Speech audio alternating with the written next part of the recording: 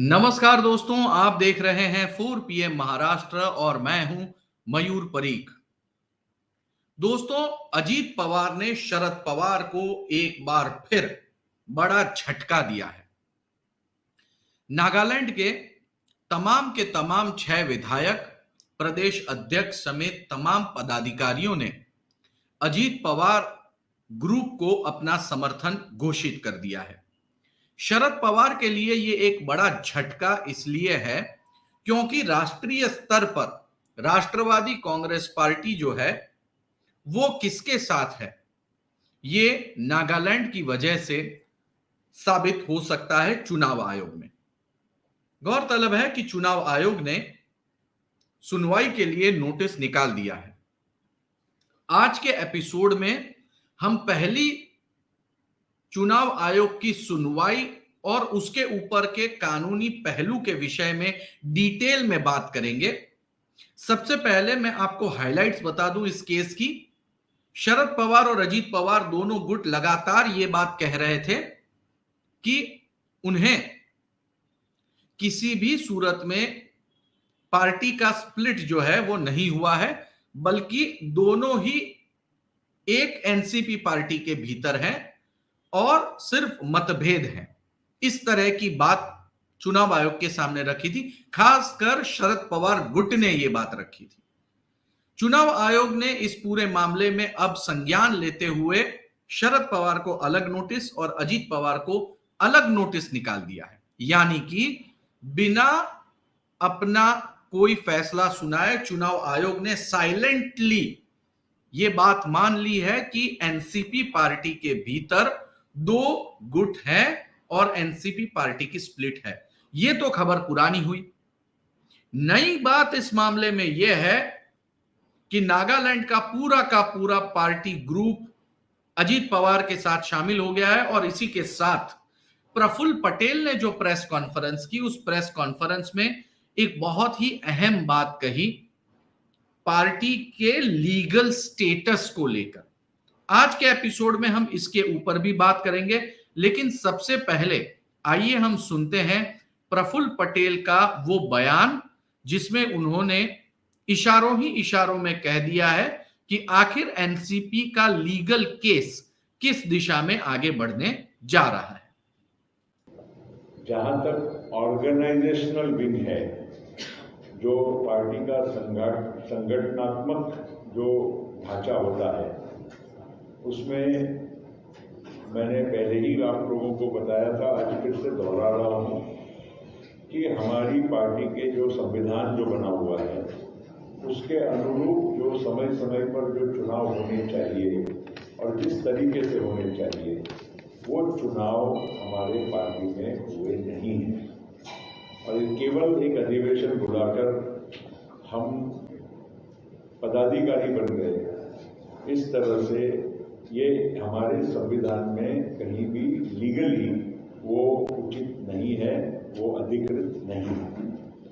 और ये बात भी आप लोगों को मैं बताना चाहूँगा कि जितने भी प्रांत के अध्यक्ष हैं, चाहे हमारे नागालैंड के हो, महाराष्ट्र के हो, जयंत पाटिल हो, चाहे और भी राज्यों में जो भी अध्यक्ष है, वो केवल नॉमिनेटेड अध्यक्ष रहे हैं।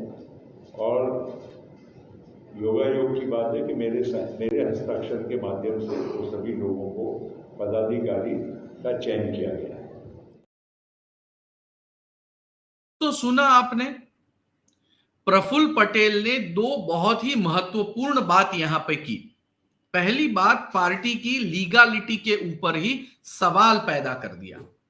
यह ठीक उसी तरह से है जिस तरह से जब बाला साहेब ठाकरे जीवित थे उस समय चुनाव आयोग ने शिवसेना को नोटिस दिया था कि आप गैर कानूनी पॉलिटिकल पार्टी हैं। प्रफुल्ल पटेल भी बिल्कुल वही बात दोहरा रहे हैं और इससे ज्यादा एक अहम बात उन्होंने ये कही है कि वो खुद इस बात के गवाह हैं, सबूत हैं कि किस तरह से गैर कानूनी नियुक्तियां हुई हैं। दोस्तों, ये तो वही बात हुई कि जिसके हाथ में तिजोरी है, तिजोरी की चाबी है, वही आदमी ये बात कह रहा हो कि तिजोरी के अंदर का कुछ सामान गायब है।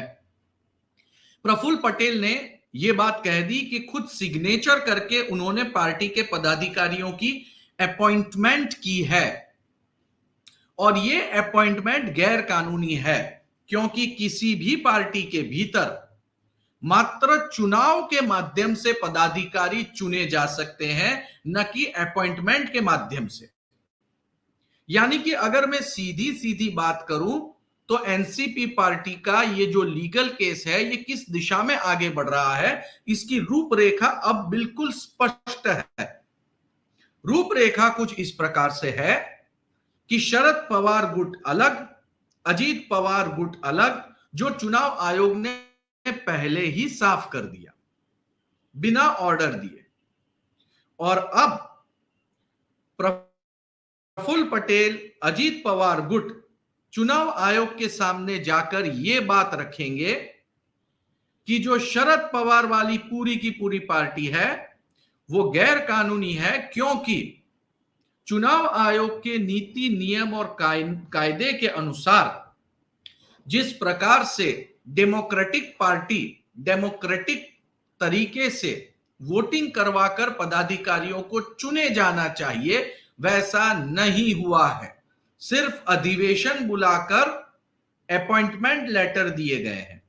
ऐसे में जो भी कोई पदाधिकारी एनसीपी द्वारा चुने गए हैं, वो यदि गैर कानूनी रूप से चुने गए हैं तो उनके द्वारा जारी किया हुआ हर एक आदेश भी गैर कानूनी ही हो गया। यानी इनडायरेक्टली शरद पवार द्वारा दिए गए सारे के सारे ऑर्डर रद्द। तब जाकर यह मामला पूरी तरह से शिफ्ट होगा कि अब यह बताइए कि किसके पास कितने आज की तारीख में जनप्रतिनिधि हैं। और सभी कोई जानते हैं कि जनप्रतिनिधि सबसे ज्यादा अजीत पवार के साथ है। ऐसे में जो शिवसेना पार्टी का फैसला हुआ, ठीक उसी जेरोक्स कॉपी फैसले पर चुनाव आयोग ये बात बता देगा कि जनता शरद पवार द्वारा चुने गए नहीं, बल्कि अजीत पवार के साथ जो विधायक हैं उनकी तरफ अपना वोट दिया है। ऐसे में घड़ी, पार्टी का नाम और पार्टी की संपत्ति, ये तीनों अजीत पवार को मिल सकते हैं। दोस्तों, लंबे समय से लोग ये चर्चा कर रहे थे कि क्या होगा शरद पवार केस में, लेकिन प्रफुल्ल पटेल ने जो बात बताई है उससे लगभग एक दिशा जो है वो साफ हो गई है, एकदम क्लियर हो गई है।